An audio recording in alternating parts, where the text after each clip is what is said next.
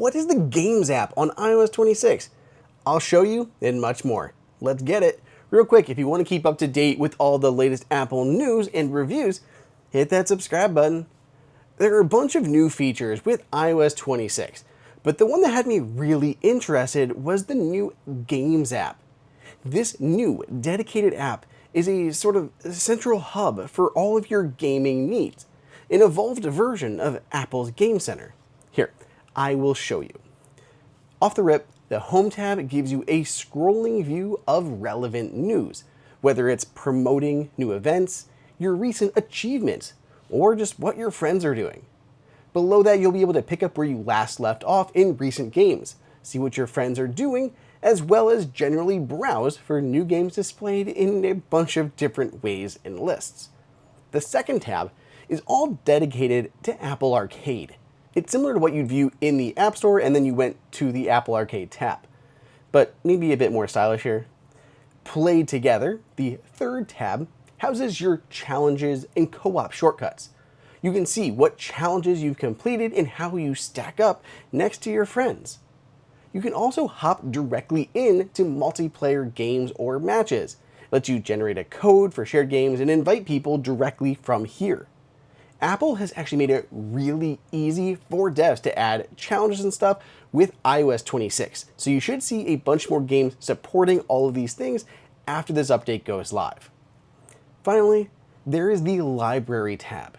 You can go into Apple Arcade, events, or achievements there at the top, and then filter down the games that you have below.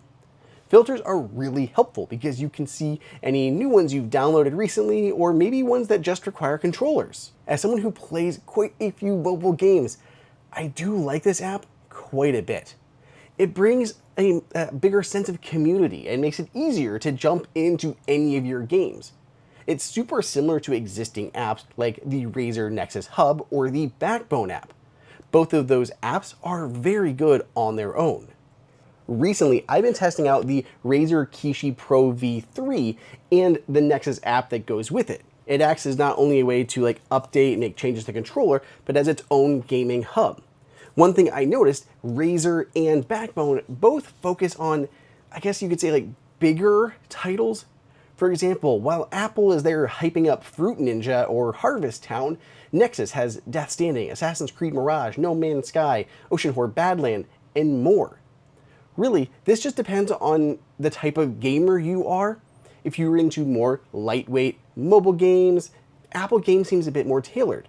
If you're into bigger titles or even streaming from a PC or console or using emulators, I think Nexus and Backbone are maybe better suited. Let me know in the comments which way you lean. Are you team big studio, large titles, or team indie, team mobile? Vote down below. While I think the Games app so far is great, there are 3 requests I have for Apple. First, bring back the wish list. I have so many games on my Steam wish list or on my PlayStation. I want the same thing here. Apple actually used to have a wish list feature for the App Store as a whole, but they don't any longer. Bring it back, even just for games, so I can track what I want to buy, download, and play. Secondarily, I want a filter option for offline games. I'd love to be able to toggle just games that work in some capacity offline.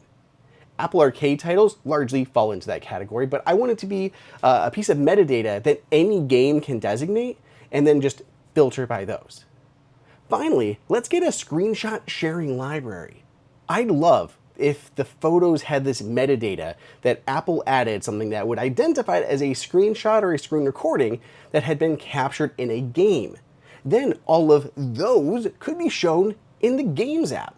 That way you can see your accomplishments, challenges, then you can have your screenshots and your finishing moves or even your farm and more easily share those.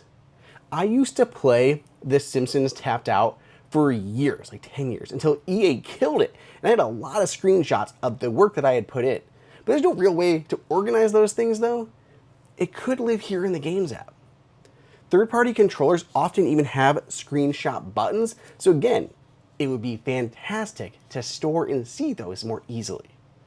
Right now, Apple Games is available on iPhone, iPad, and Mac, with iOS 26, iPadOS 26, and macOS 26, and will be released to everyone this September. Hopefully it glows up to the Apple TV too, but maybe it's waiting for a more powerful set-top box before it does that. We'll see. Let me know what you think of the Games app down below in the comments. Otherwise, subscribe for more Apple news, and I'll see you all in the next video.